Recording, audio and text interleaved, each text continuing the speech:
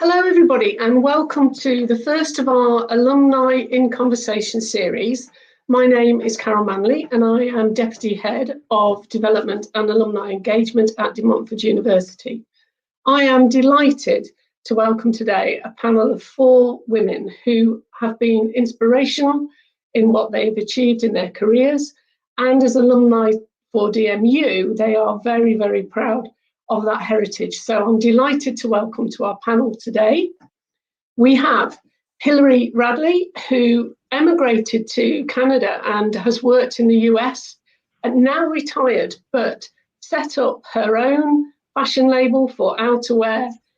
It created a company that employed over 300 people and now sits on various boards to do with arts and education. We also have Aminata Kamara, who has set up the podcast for the Sista Collective, which is an online platform that celebrates and talks about women and Black women and the voices that they must share and the experiences that they go through. I also have here Dr. Bisna Dizani, who has recently just been awarded an MBE. Bisna has had an outstanding career within finance, receiving many awards along her way, and is now an influential global strategist around finances. And finally, Lorraine Lewis, a barrister with the Crown Prosecution Service, and also the founder of the the Lewis Foundation, which is a charity that supports adults with cancer by providing them with supplies and gifts in hospital. So I am absolutely thrilled to be hosting this event, and having spoken to all 4 of you, I know it's going to be a very lively and engaging conversation. And to kick that off, I'd like to come to you, Lorraine, and ask about the key things for you in overcoming adversity. What have been those key milestones for you along your career? I think for me, it's having that support network around you.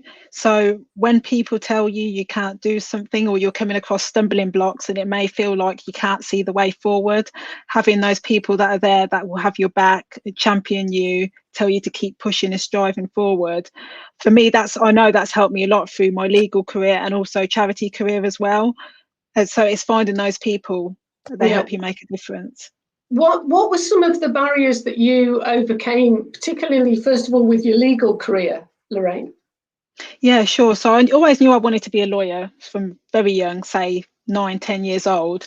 And my first barrier that I ever identified was when at school being asked what you wanted to do when you're older, and being told that you can't be a barrister because you're a woman and you're Black. And as a young child, it was really hard to take in and hear. And going back to my parents and saying, look, this is what I've been told. Is it true? Am I not going to be able to do this? And they're like, no, being a woman, being Black is not going to stop you from doing whatever it is you want to do and achieving your dreams. And they were fundamental actually in continuing to help me strive forward and letting nobody stop me from getting to that end goal all throughout the whole time, even when people were like, still saying the same thing over and over again. They never let that stop me from achieving my dreams. So I'm so grateful to them both. And also, we spoke previously about the education that was so important to you, that the additional, you were seeing that you could do more and you were given more opportunity. Yeah. So when I was at school, there was one teacher who knew that I really actually wanted to achieve this. This wasn't a joke. This was serious to me. And what they used to do is send me to a boys' school, which was a really, really good school in the town that I lived.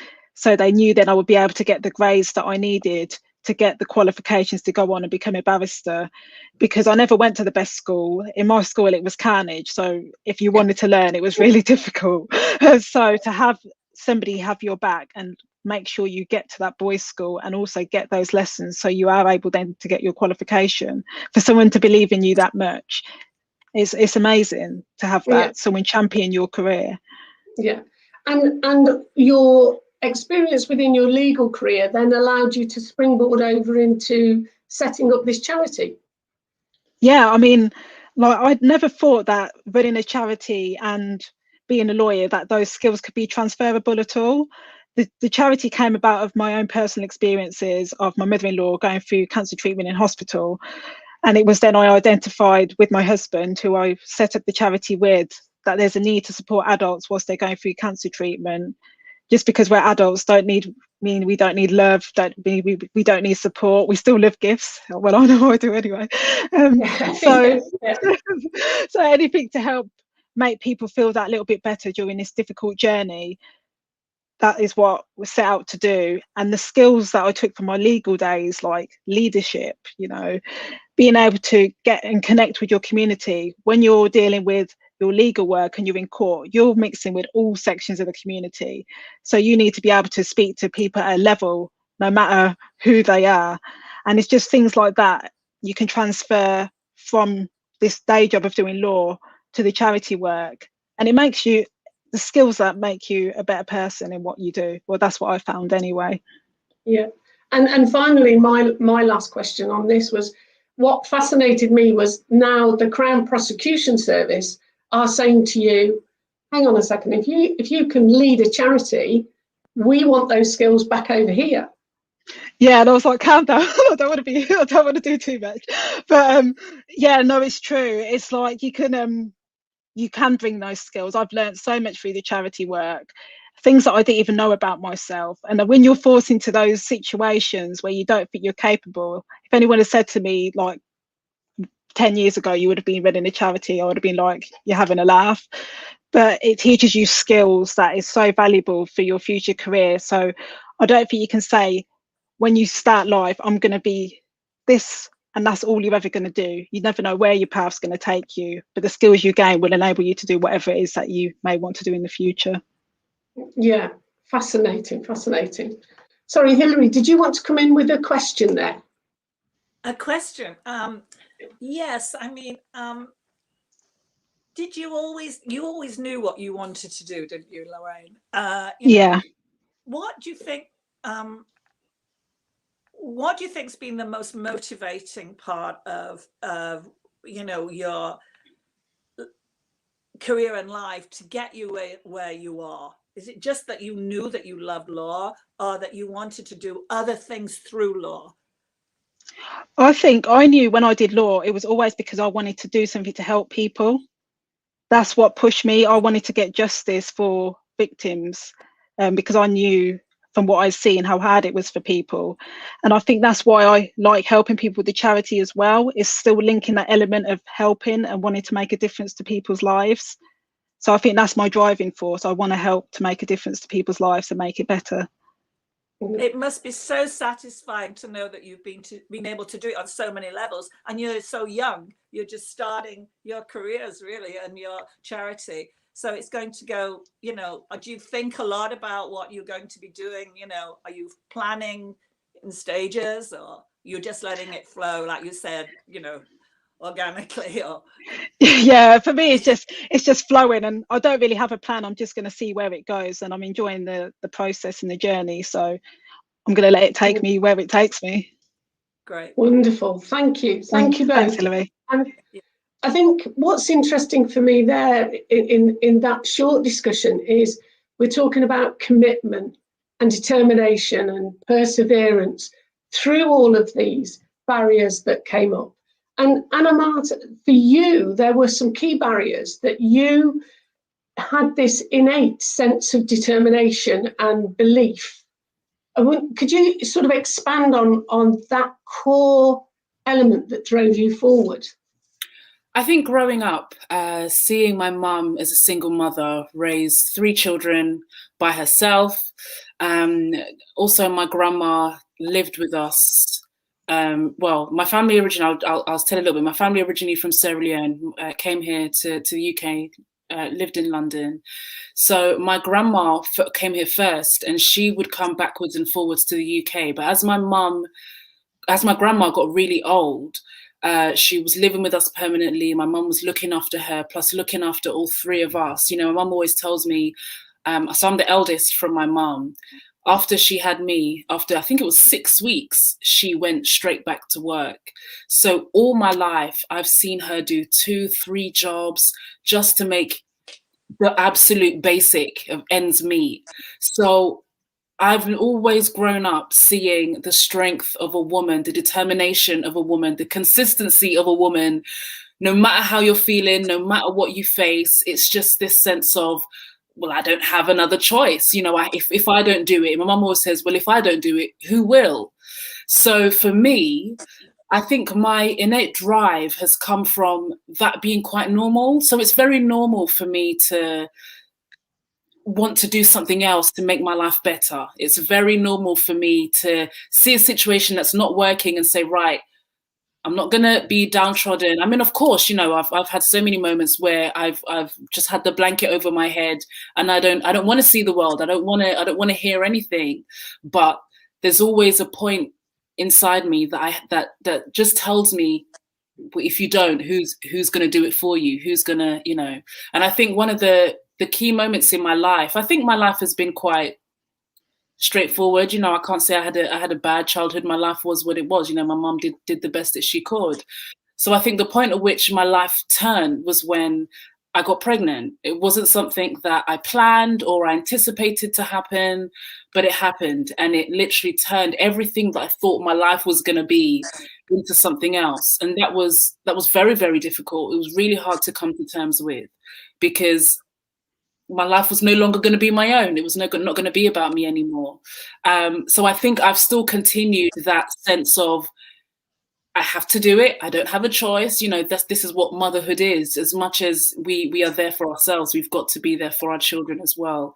So it has been a sense of not having a choice and having to plow ahead. And I think that is, it's something that, you know, many women face, not just women, men as well, but I know, you know, for many women, we do carry that load a lot more, and it's a testament to our strength. And I think why, you know, all of us are here today having this conversation. Yeah. And how did you come to develop the podcast and your work on radio? So the podcast, it wasn't something that I personally developed. So it was an opportunity that came through the BBC. So I present on BBC Radio Leicester. And I think it's because of all the noise and commotion I've been causing on radio. Someone was like, maybe she'd be great on a podcast that calls for people to have opinions. So that's how that opportunity came about. And it's been powerful, because it's a space for women, Black women, to come together to have honest conversation, vulnerable conversation, light-hearted conversation, stuff that everyone can relate to, really, but it's from a Black woman's perspective. So it's been great to hear stories of different women, similar journeys to me, different journeys to me, different ages, different backgrounds. But I think it's a great reflection of what it means to be Black and British here in the UK. Yeah, and I think fascinating for me is the story again of what you learned in your childhood, what you learned from your mother, but also breaking down these barriers. And I wonder, Bishna, does this link with you in what you did in, you know, looking at Lorraine's stories? Is there a question or anything there for you, for Lorraine? Yeah, I mean, so I think I can resonate with both Aminata and Lorraine on different levels. So Aminata, because British Asian, also come from a single parent family, eldest of 3 siblings, always observed my mum doing at least one job, if not 2. So multiple pickups, drop-offs, taking care of elderly grandparents. Even now, she's a full-time carer. So there's a lot of learnings that come from that. You learn to be independent, you learn to be self-sufficient, and that becomes your aspiration. The other thing is you learn to respect people who work hard and are also independent, and, you know, appreciate the value of what it is that they're working for, especially when you come from you know, a community where it's typically against the norm and you don't really have that support. So I think, you know, lots of interesting learnings there, and I think, you know, going through some of those phases in time helped me to figure out, discipline, to be focused. I started working full time at the age of 16, did all of my education thereafter at night school in parallel. So whilst my peer group was partying and enjoying university life and college life, I was working full time and studying pretty much full time too. And then as a British Indian girl raised to learn to, take care of all household chores and duties that's expected of you, it's quite normal. So it really was like doing multiple things. So I think that's definitely interesting. And I can absolutely, resonate with what Aminata is talking about and the learnings that she's had. I think really it makes you stronger, it makes you driven, it makes you respect not only other women, but other men, and what people go through to be able to balance and achieve what they do in life. I think moving over to Lorraine's example, working in the legal profession is extremely demanding, like my industry, financial services, in its own way, in that, there is a lot where, that there has been precedent. I mean, law speaks for itself. And so things don't change as easily, and you have to go by facts, and we have to go by data in financial services. And so there's a constant learning that goes on. And also from an individual perspective, there's a technical competency, and then there's a kind of developing who you are as a person, developing EQ, learning to read people, learning to read between the lines, between what's said, what's not said, learning to operate and navigate the environments in which we work in our locations, but also in different locations.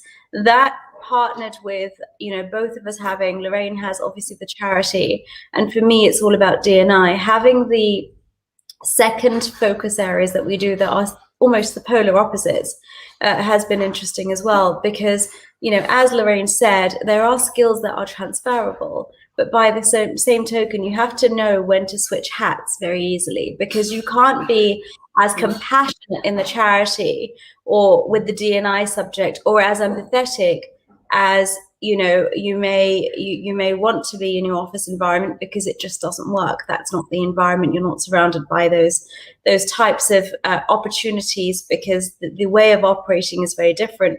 Equally, with both of us being ethnic minority females, the statistics show that we're quite often, women are actually in these industries and professions quite often, anywhere between 12 to 25% in terms of representation when you get to senior levels.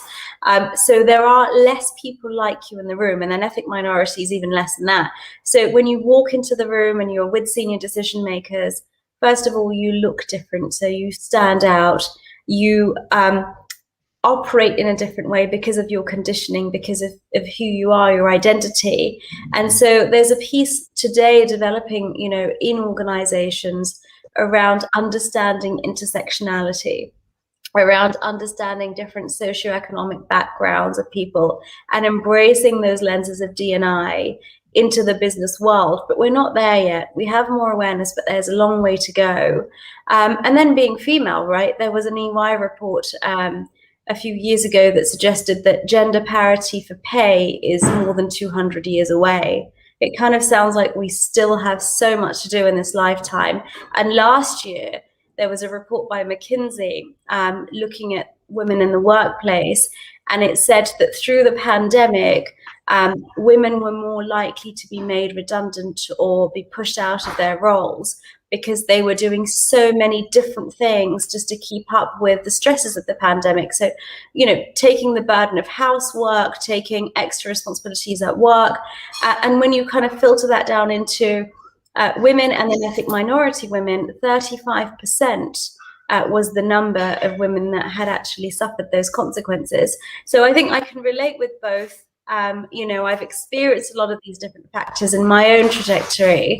And I guess what I really want to know is how do you stay true to yourself, Lorraine, when you're, or even Aminata, when you're trying to deal with these paradoxical situations that we have, where you're having to change hats, where you're having to dial up your assertiveness or dial up your empathy and your compassion, because you're switching in and out of roles. That's the really important piece for me. Yeah, I mean, for me, I feel I've reached a stage now where I can stay true to myself. So I can't be anybody else but myself. And I think that's really important for people to remember. If this is with me and this is what you're getting, if you don't like it, then I'm sorry, you know where you've got to go. This is me, and you just have to accept me as I am. And I know that's kind of, people will say, oh, that's so easy to say, but the more you do it, the easier it becomes, trust me, because when it was at first, there was no way I would say that. If somebody had said something to me, you would just be like, yeah, okay then, and just stay quiet. But you have to keep pushing through that noise, and every time you say it, your voice gets a little bit stronger and stronger and stronger until it's like, you know, I'm here now, accept me as I am. So I think for people who are worried about that now, that they feel they can't be in that position and that they don't have a voice, you just need to keep building and taking the time to do it, because your voice will be heard eventually and you will get that confidence. Yeah. And do you feel that, Aminata? 100%. It's difficult. I think I get the battle that people face, and I think one of the main things for me, and this is something that, you know, I feel like I'm currently exploring in my life, is making sure that I'm in the right space where I can be my true authentic space, my true authentic self. You know, being in an environment that chooses me to be there because of me, and not because not because I just fit into a box. And I think it's a challenge when you are working maybe in a corporate space, or even if you're working for a company. There's this difficulty with you fitting in to that environment. So I think you, from the get-go, be your authentic self. You know, I remember going for an interview for a job. I used to work for a young people's charity, and they asked me what my future aspirations are and what I want to do. And I was just honest. You know, I didn't say that, yeah, you know, I want to, you know, work up to the top in your organization, because I didn't, you know, at the time. I didn't want that. I just learned, you know, from it was about, you know, I felt like this is a space where I can learn, where I can grow, where I can, you know, I was very honest with them, and you know, I got the job at the end of the day. So you have to stay true to yourself from the jump. And if you are feeling uncomfortable, pay attention to that. Definitely pay attention to it. Yeah. Thank you all very much for that. Hilary, what fascinates me about listening to Aminata, Lorraine and Bijna is actually how your journey started. Emigrating, being a female that was in the creative industry, which was predominantly all male, and, you know, really treading new ground. You were putting the footsteps in that other people were going to follow. I mean, how does this resonate for you in terms of listening to what the others are saying? Hopefully, first and foremost, it will be, thankfully, times are changing. But what does it spark for you in terms of your whole beginning of that journey? Well, I think that we all have a lot of commonality between, you know, we all came, I think, with strong mothers, especially Aminata, and I did, even though my mother died when I was 17 and I was orphaned. And I didn't have, other than a wonderful sister, a great invested in, you know, interest in staying in England. I didn't like the class system. I didn't like the fact that sometimes, you know, if your accent wasn't quite right and this and that. And I always loved traveling. And I think I'd known adversity quite young. And I learned to, you know, I had to dig deep. I had to believe in myself.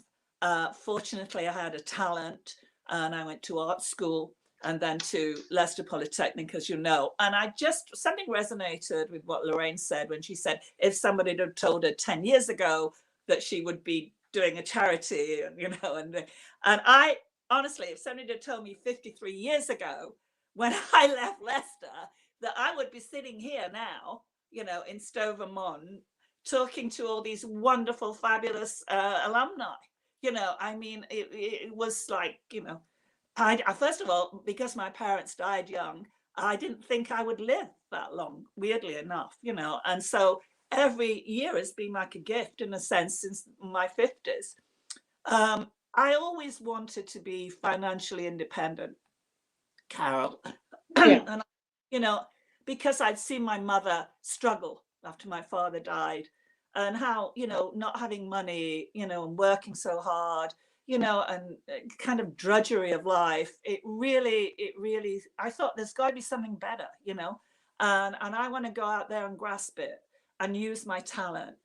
There's a lot of luck along the way. There were a lot of great people who showed me a lot of kindness. And when you go to a country, you know, in the early 70s, you know, you had to write, you know, phone calls were very expensive.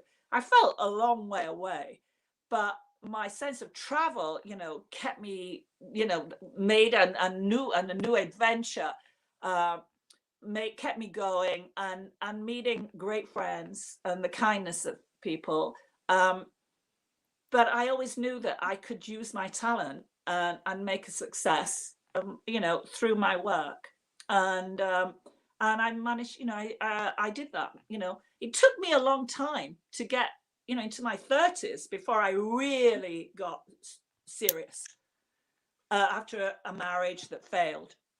And then I looked at myself in the mirror and I said, okay, you've had amazing 70s, 20s, you've been traveling in the Far East, working for companies, learning all about import, export, designing. But I knew the one thing I wanted to do was to design clothes for women like me that could identify, you know, with my style, and that I would be successful, I thought, in that, in a bigger sense than what I'd been doing previously. And I was fortunate enough to hook up with a company.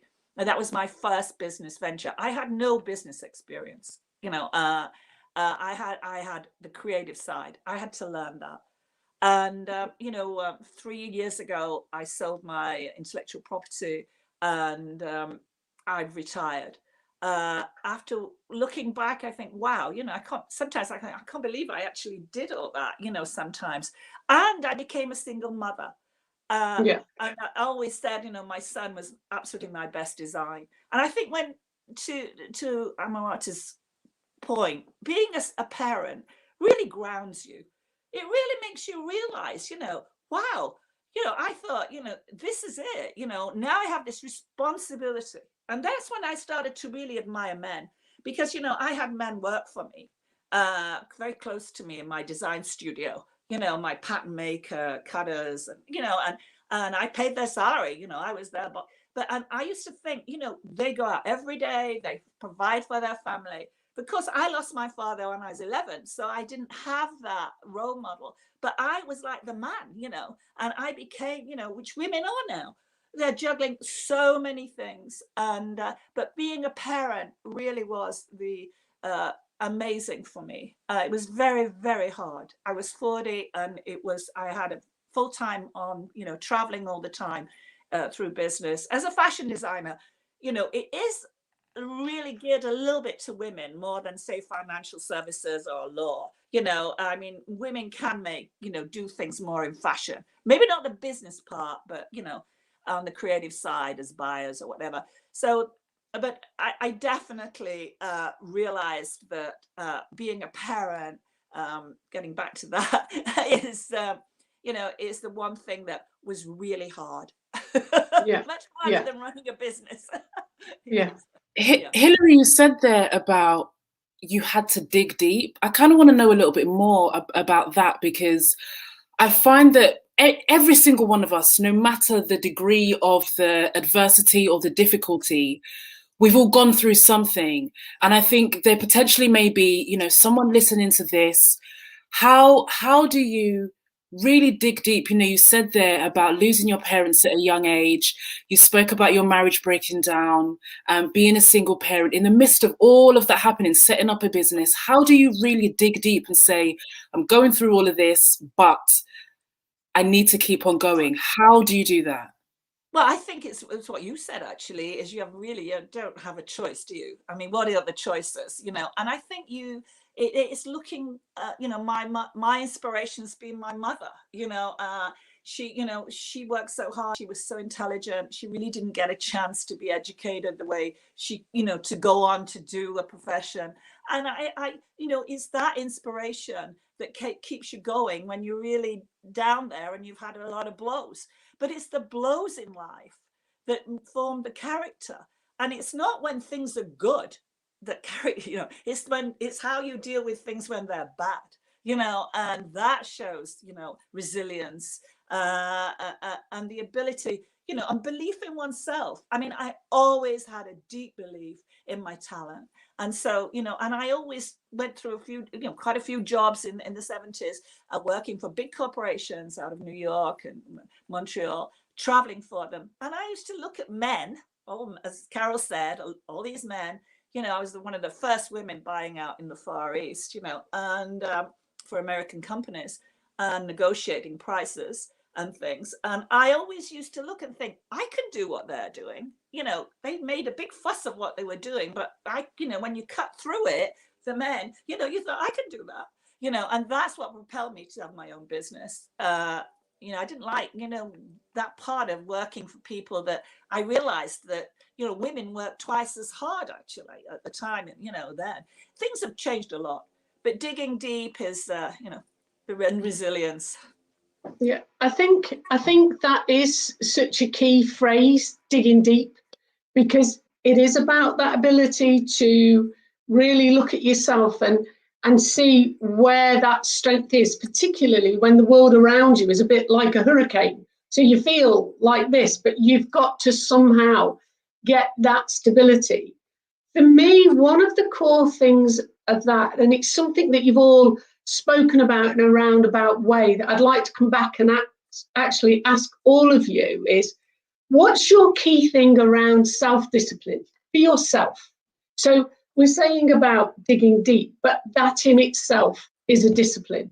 That in itself is a characteristic that you have to develop, because if you don't breed resilience, you don't learn, you don't get that wisdom of the mistake or the event that's happened.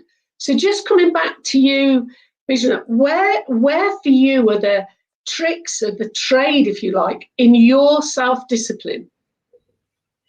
I have to be honest, still work in progress and trial and error. But, you know, from a very personal perspective, I kind of grew up with the conditioning that you were always being judged. There were always eyes and ears around you. And, you know, being an Indian female, there's a lot of emphasis that gets placed on that. So how you should behave, where you should be, at what time, what you should be doing with your life. What that led me to at some point in my life was accepting wrongs. So whilst I was advocating for rights for women and for everyone else around me, it led me to, in my own life, you know, staying silent and putting up with wrongs, not because I didn't know that they were wrong, but because I felt that if I spoke up or did things differently, there would be a layer of judgment about my character. And, you know, ultimately, that couldn't have lasted, because when you know wrong is wrong, it is, and right is right. And it just did more damage to me, to my life. And, you know, that circumstance is really when everything just fell apart completely. And out of that came, I guess, almost a new version of me, where I decided that, no, you know, if it's incorrect and it's wrong and it doesn't fit with my moral compass, I will not accept that. I will not accept labels. I will not accept judgments. I will not accept the things that are expected of me just because, you know, I'm a female or I belong to a particular sect of society. And I think we all go through that. We grow up thinking that we need to be a certain way because that's expected of us. And ultimately, I think it's up to us to really challenge, is that the right thing? Does it make sense today? Does it make sense for this circumstance? And should I change it? Because by changing it, am I going to do better for myself and for people around me or other people that may go through the process? So like Hilary said, she knew she could do better, and she did.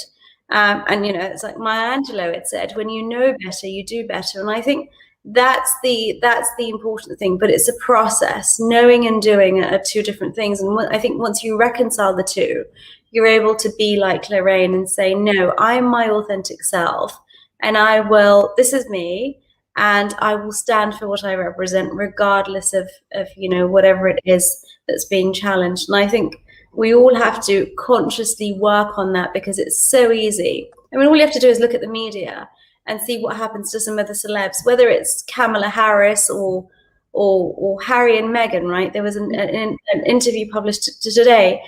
There are so many different complexities and layers on the types of judgments that this planet has. And at some point, it's too much. You just need to carry yourself through what's right for you and not be susceptible to all of that. Yeah, thank you, Isna. And very interesting about how that self-discipline shapes because of the judgments that come your way. I also think that there is a part of self-discipline that develops through loss and through the pain of some circumstances we can't have any control over in any way.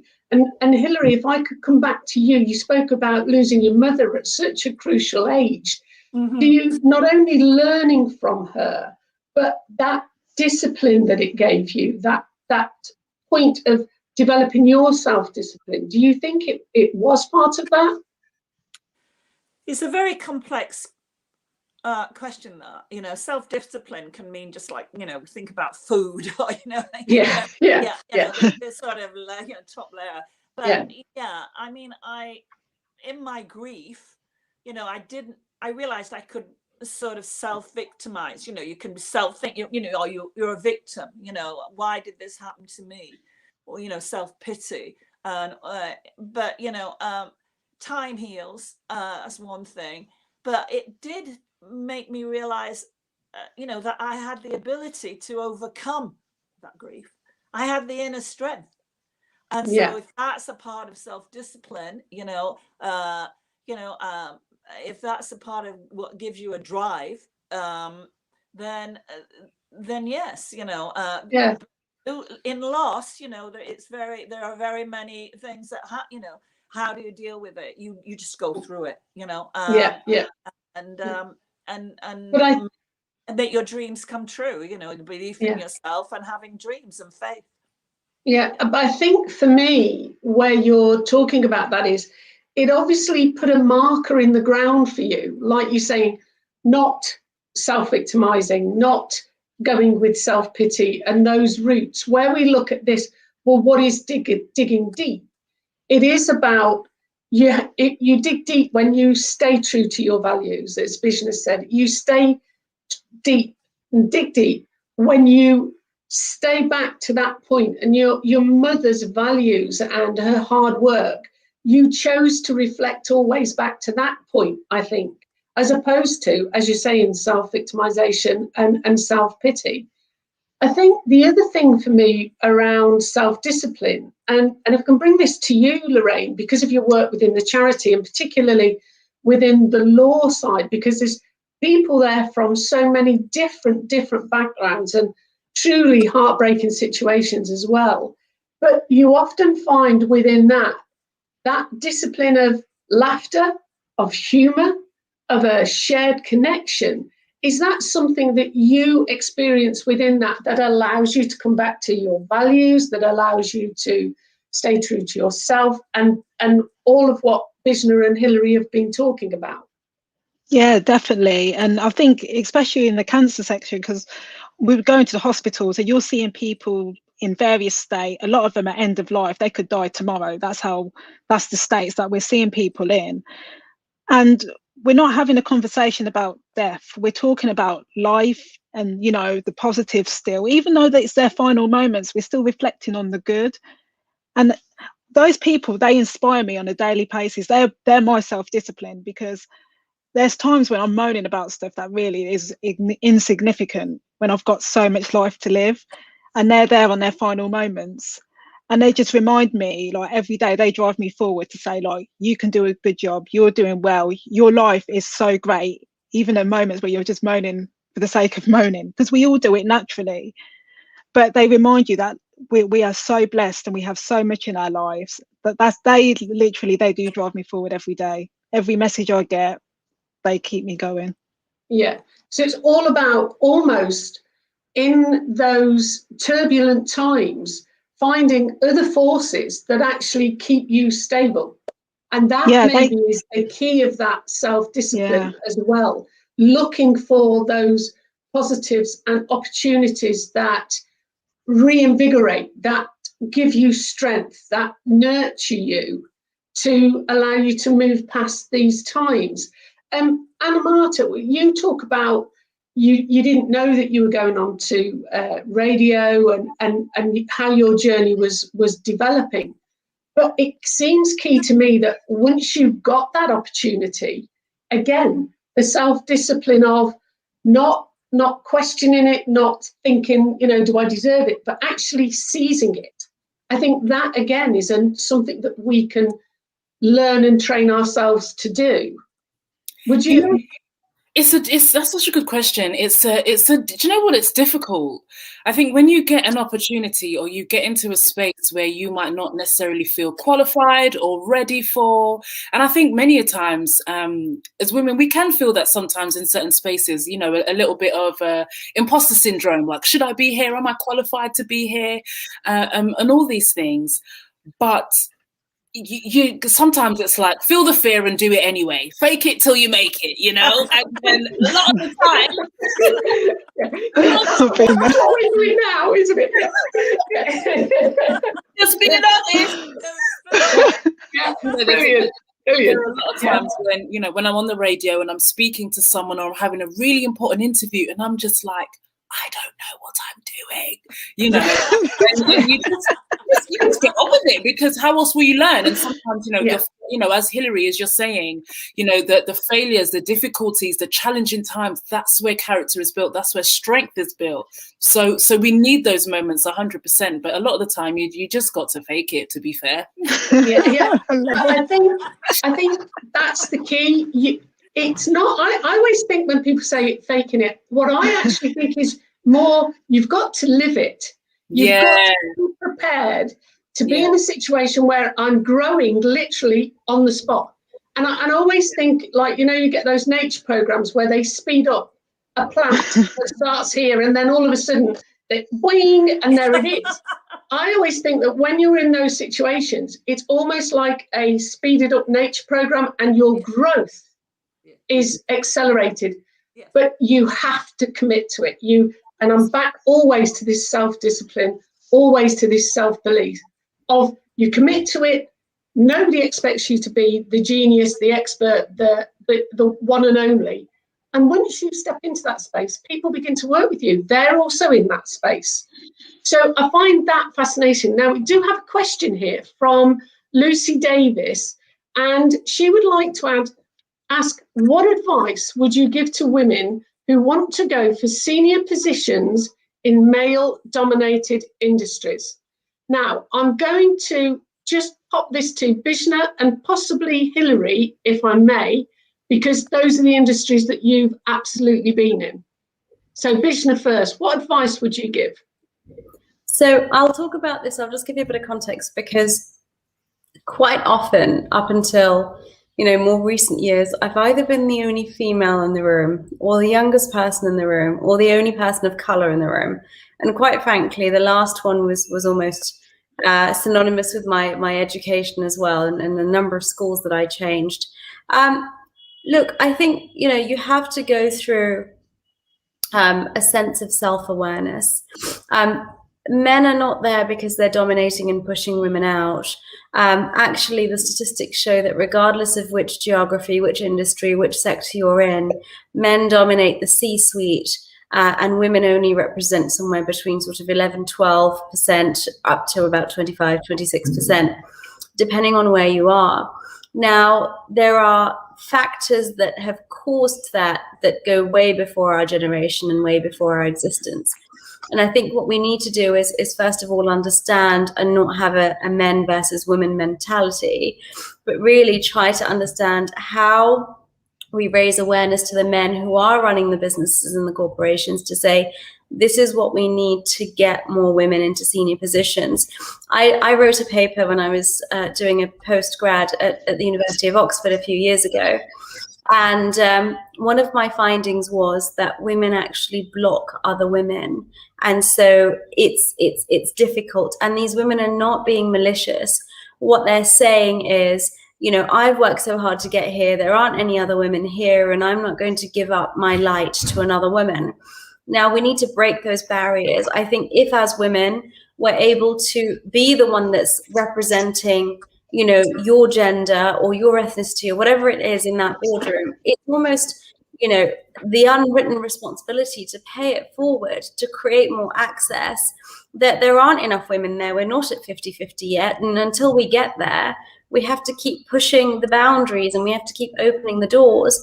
So one thing I'd say is take support to get there. Men are very willing. I have to say, some of my best mentors and coaches have been my bosses or former bosses, and they've been male because that's the industry.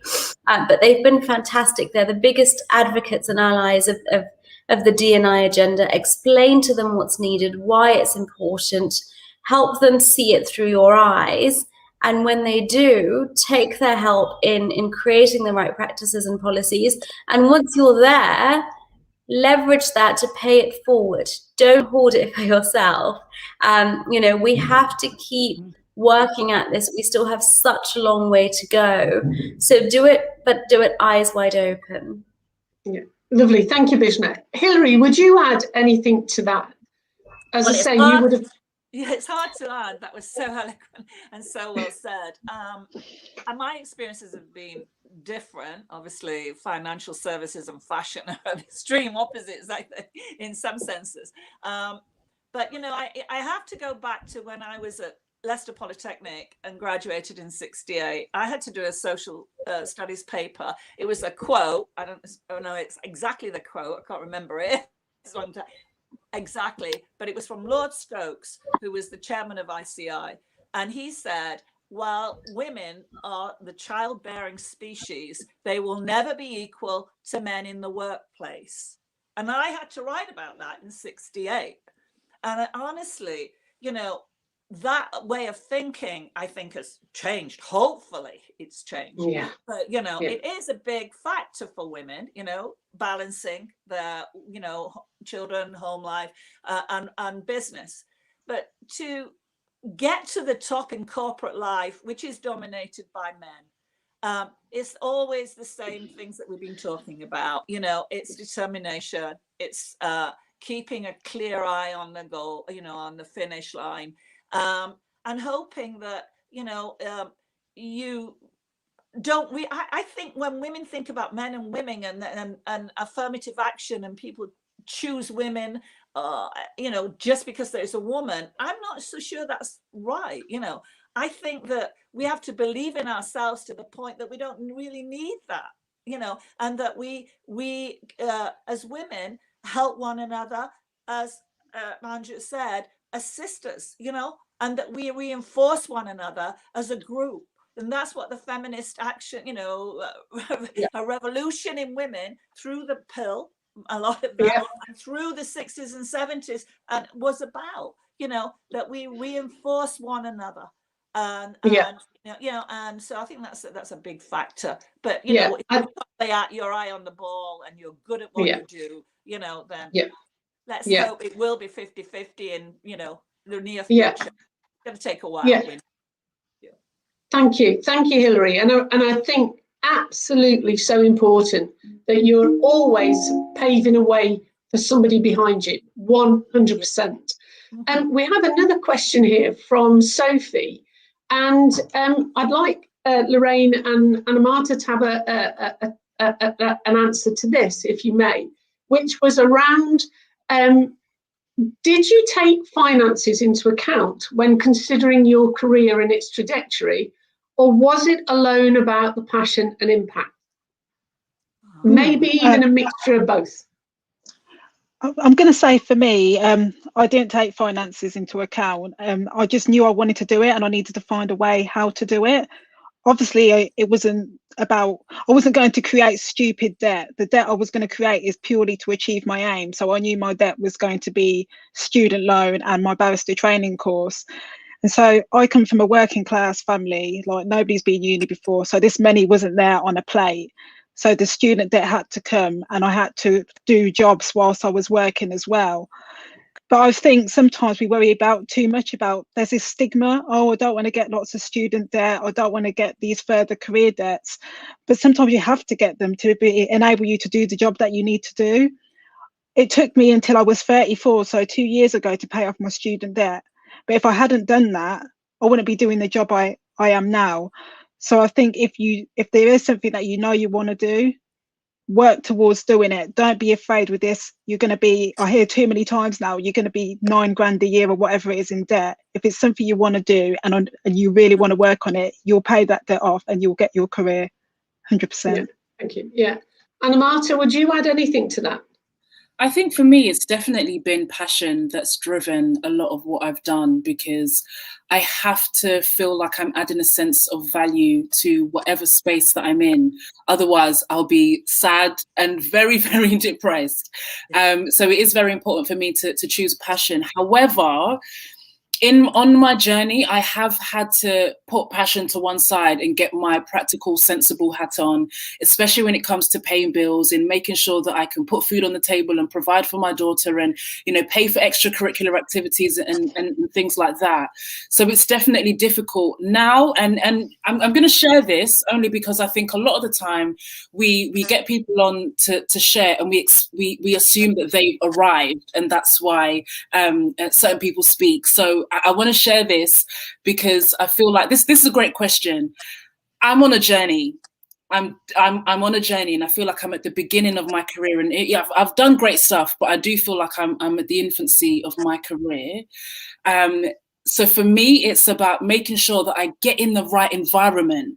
So even if I'm doing an entry-level job, if I'm doing an intern job, it's not really paying that well. So long as I'm in the right environment and that space is going to propel me to where I want to go, I probably will take the lower paid job. I will take a job that will. So I'm, currently doing radio here and there. I've got another job I'm doing like 3 different jobs at the moment to make sure that 1, I'm in the right space, but 2, I'm also able to bring, food to the table. So that would be my advice. Follow your passion 110%. Get that entry-level job if you just need to get in that space, because you'll meet with the right people, but also, do what you need to do to make sure you're covering your overheads, and 100% that drive will get you to where you need to go. Yeah, and I think that's one thing that everybody on this call would have in common is it's not been a step by step. I had this salary, then it went higher, and then it went higher, and then it went higher. I'm absolutely convinced that every one of us on this call has done a job we would never choose to do, but at the time it paid the bills, which allowed that passion and that development, if you like, to grow. Because passion without food on the table and a roof over your head can't grow, because the pressure of that is just so much.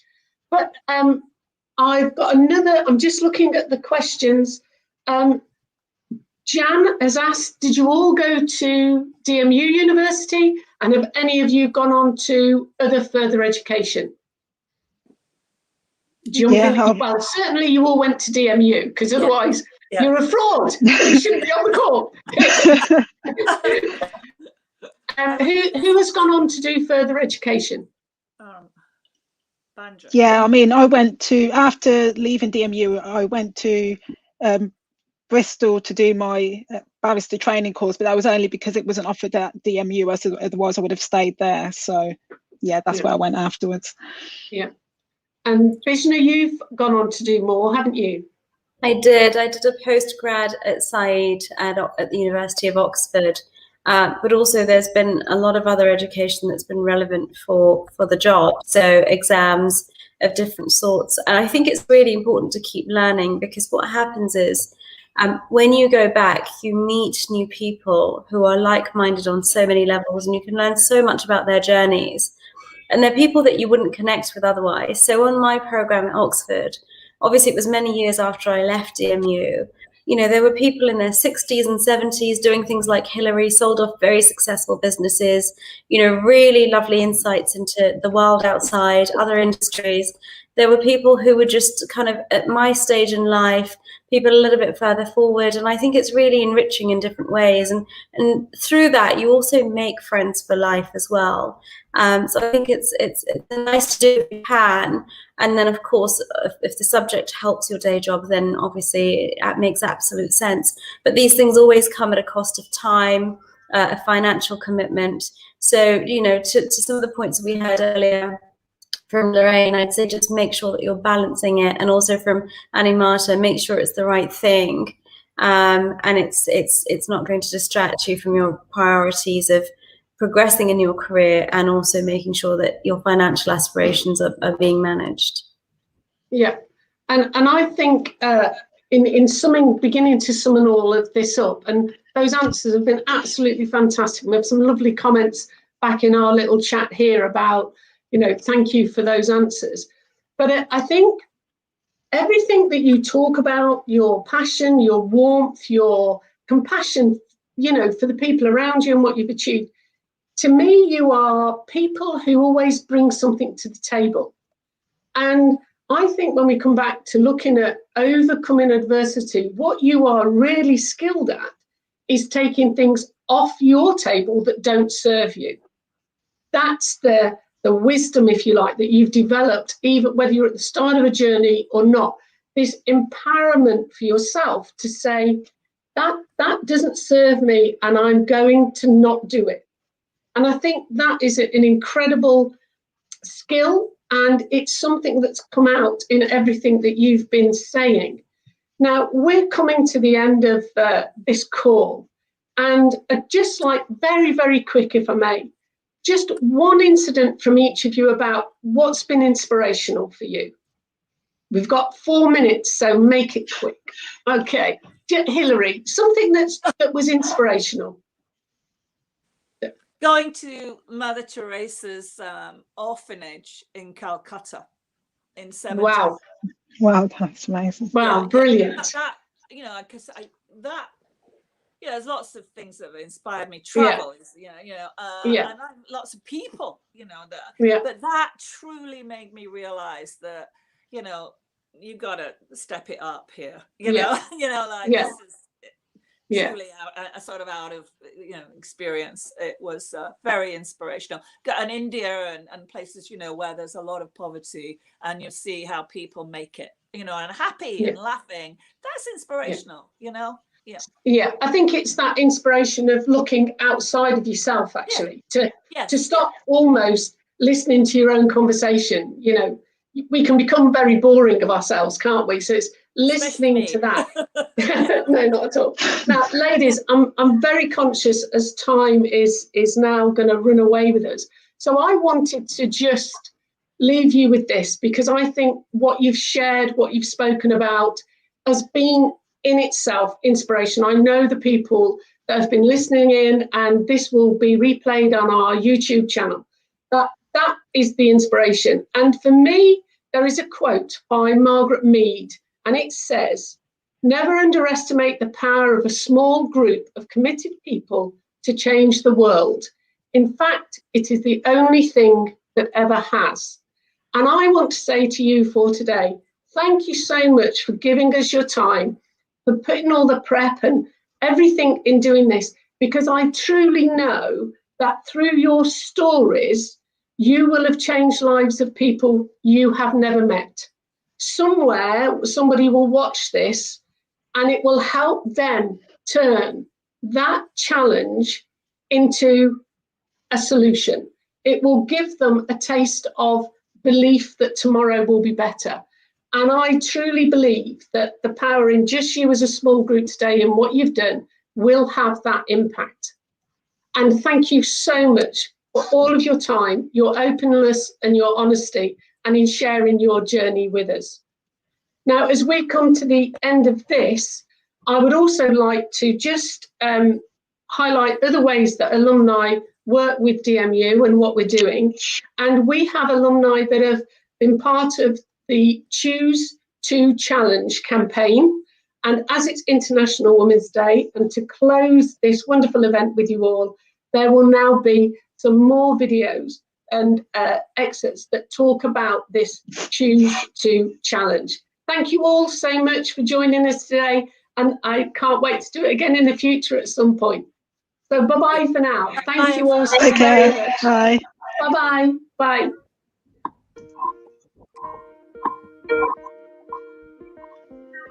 My name is Emily Fenton and I work for DMU Sport as a sport project coordinator in participation.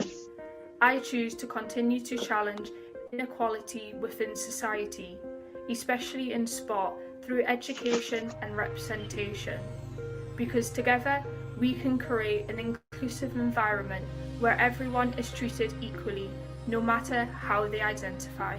Hi, my name is Claire Bainan and I'm the Talent Attraction Manager for Enterprise Rent-A-Car and alumni of DMU. As we head towards International Women's Day, I just wanted to share with you who is my role model. There's been many at Enterprise Rent-A-Car, including our CEO, Chrissy Taylor. I also wanted to share with you a lady called Sheryl Sandberg, and she is the COO of Facebook and founder of leanin.org. And she did a TED talk probably about 10 years ago, and as I was rising through the ranks at Enterprise, it really did inspire me and really reframed my thought process as I was working my way through and up through the organisation. And she has three main points to make. The first one is to make sure you sit at the table. The second one is to make sure you make your partner a real partner. And the third is don't leave before you leave.